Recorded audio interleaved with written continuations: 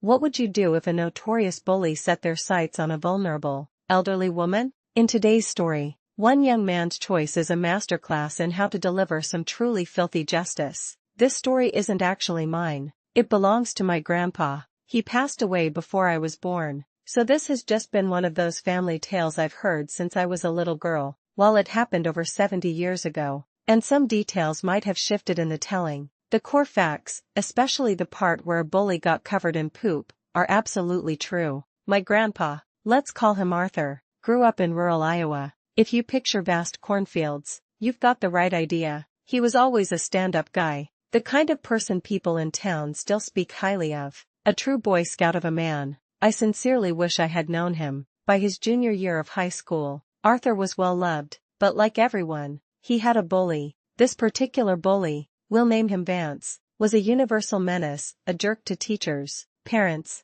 and other kids. He was so brazen he even bullied a new cop on the force. Nobody seemed to stand up to this high schooler who thought he knew everything, and it got to the point where he'd openly brag about his cruelty. Vance's behavior reveals his greatest fatal flaw, an arrogance so profound he believed himself untouchable, which ultimately sealed his fate. This just didn't sit right with Arthur, but he worried that confronting Vance directly would only make things worse for himself. The turning point came one afternoon. Arthur was at a gas station with his friends, the kind of place with a restaurant attached that serves as a stop for travelers and truckers. Inside the restaurant, Vance was laughing loudly with his cronies. Arthur, sipping his pop, listened in and heard them plotting a prank on an elderly woman who owned a nearby farmhouse. This woman, we'll call her Mrs. Gable, lived on land her family had worked for generations. She was a widow whose children had moved away, so she hired help to maintain the property. Despite her age and needing help with heavy lifting, she was known as a Spitfire who insisted on doing much of the farming herself. Vance's prank centered on a vulnerability of her old farmhouse.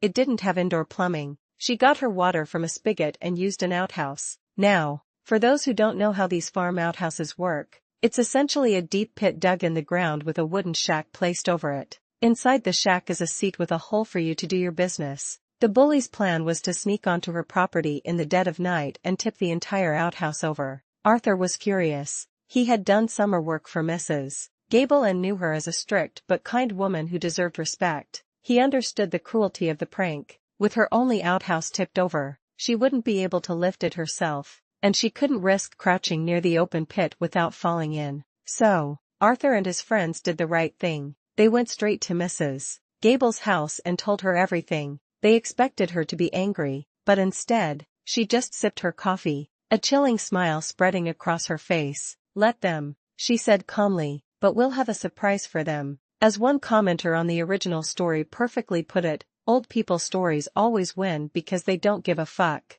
Most would call the police. This woman said no, let's drop them in a pile of my own shit. Beautiful. Mrs. Gable laid out her counterplan. That night, after telling their parents they were hanging out at each other's houses, Arthur and his friends gathered at Mrs. Gable's. They waited, munching on cookies and pumpkin bread she had made. Around 11 o'clock, the silence was shattered by disgusted screams from the direction of the outhouse. Here's what they had done. The yard was laid out in such a way that there was only one clear path to get a running start at the outhouse. Following Mrs. Gable's plan, Arthur and his friends hadn't tipped the outhouse over. They had simply moved it. They shifted the entire wooden shack about 5 feet to the side. Then, they lightly covered the now exposed, gaping hole of the pit with excess corn stalks from the recent harvest. The screams were from Vance, charging forward in the dark. He had plunged waist deep into decades of human excrement. His friends froze by the gate. Suddenly,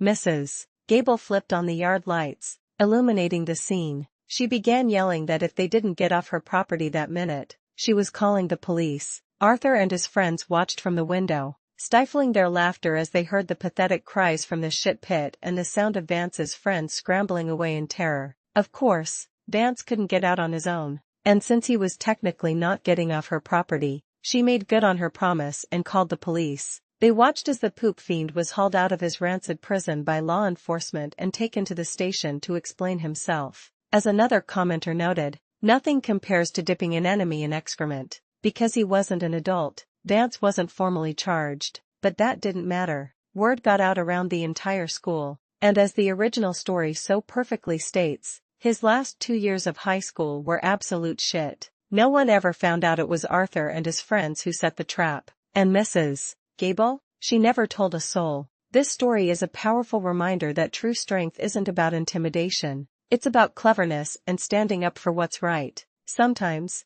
the best way to deal with filth is to let it wallow in its own. What's the most creative case of justice you've ever witnessed?